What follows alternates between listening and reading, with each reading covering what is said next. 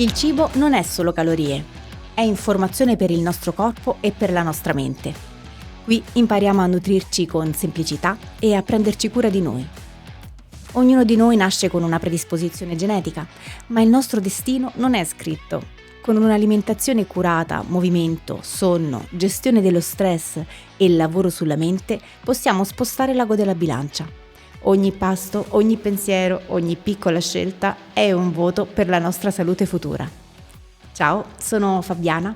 Crescendo e diventando mamma ho imparato che il cibo è la base della salute, sia fisica che mentale. In questo canale non troverai regole rigide, ma la mia esperienza diretta, piccoli passi, piccole strategie che mi hanno aiutata a cambiare il modo di nutrirmi e di nutrire la mia famiglia.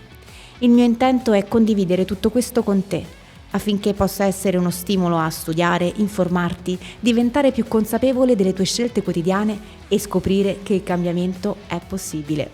E se sei una giovane mamma, voglio incoraggiarti ad agire da subito. Non abituare i tuoi bambini a sapori naturali, troppo dolci, troppo salati, ma offri loro la ricchezza dei sapori veri, quelli che fanno bene al corpo e al cuore.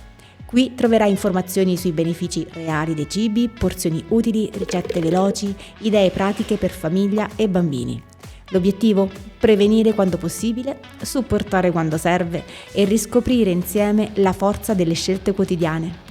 Questo video è informativo e non sostituisce il parere medico o del nutrizionista. In caso di patologie, gravidanza, allattamento, terapie, età pediatrica, rivolgersi sempre al proprio medico di fiducia. Iniziamo! Dentro di noi vive un ecosistema straordinario, il microbiota intestinale. Milioni di batteri buoni collaborano con il nostro corpo, aiutano la digestione, producono vitamine, allenano il sistema immunitario e dialogano con il cervello attraverso il cosiddetto asse intestino-cervello. Quando è in equilibrio ci sentiamo più energici, digeriamo meglio, gestiamo meglio lo stress. Quando è in disordine possono comparire gonfiore, stanchezza, umore altalenante. Molte condizioni di salute hanno legami con ciò che accade proprio nell'intestino. Per questo prendersene cura è una priorità. Come si nutre un microbiota felice? Sicuramente più fibre da verdure, legumi, frutta, cereali integrali. Importante la varietà di alimenti vegetali, quindi colori diversi uguale nutrienti diversi.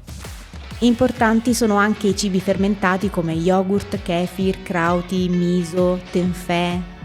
Altri alleati preziosi sono i polifenoli, li trovi nei frutti di bosco, nel tè, nel cacao, nelle erbe, nelle spezie.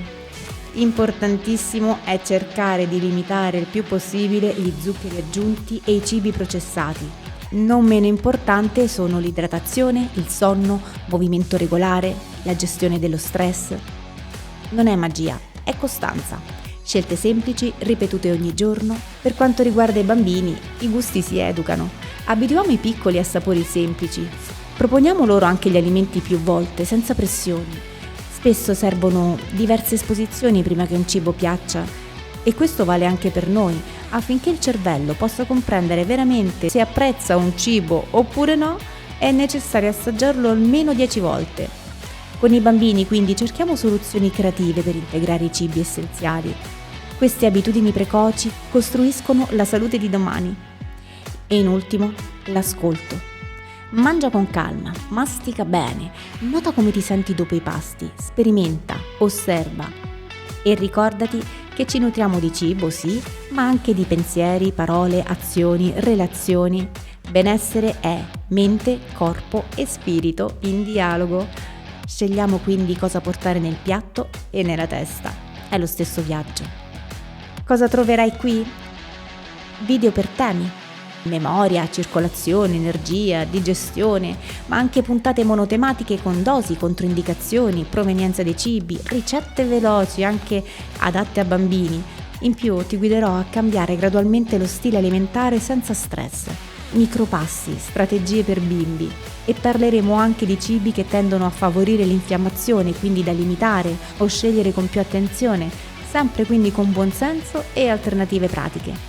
Lavoreremo con piccoli obiettivi quotidiani. Se vuoi quindi iniziare con me, iscriviti e attiva la campanella. Nei commenti dimmi qual è la piccola abitudine che vuoi cambiare già da oggi. E ricordati che con piccoli gesti possiamo ottenere grande benessere.